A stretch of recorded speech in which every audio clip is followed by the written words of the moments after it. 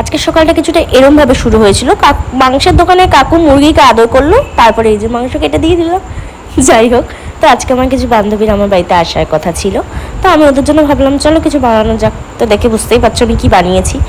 তো অনেক প্রিপারেশন করলাম, আর যদি তোমরা রেসিপি জানতে চাও বলো, আমি ভিডিও দিয়ে দেবো। তো ওদের মুখ থেকেই শুনে নাও ওদের কেমন লেগেছে। সবাই তো বললো খুব ভালো হয়েছে, বাট আমি জানি না কেমন হয়েছে। আমার ঠিকঠাকই লেগেছে, খুব ভালো হয়নি। যাই হোক, তারপর বিরিয়ানি আনা হয়েছিল, সবাই মিলে বিরিয়ানি খেলাম সিনেমা দেখতে দেখতে। তারপরে আমরা বেরিয়ে গেলাম বিশালে, কোনো কারণ ছাড়াই গিয়ে অনেক কিছু কেনাকাটা করলাম। কেনাকাটা করে বুঝতে পারলাম আমাদের একটাই হ্যান্ডেল রয়েছে। তারপরে সেটাকে কোনোভাবে নিয়ে বিল করে সেখান থেকে বেরিয়ে আমরা চলে এলাম একটা দোকানে। মিয়ামোর থেকে আমি একটা প্যাকেট চেয়ে নিয়েছিলাম, কারণ আমার জিনিসপত্র নেওয়ার জায়গা ছিল না। যাই হোক, অনেক বুদ্ধি লাগিয়ে একটা চশমার দোকানে চলে এলাম। এসে এখানে খানিকক্ষণ রঙ্গিলাপানা করে আমরা কিছু ফানি ভিডিও বানালাম। তারপরে মাথার টাক বানিয়ে সবাইকে টাটা বলে চলে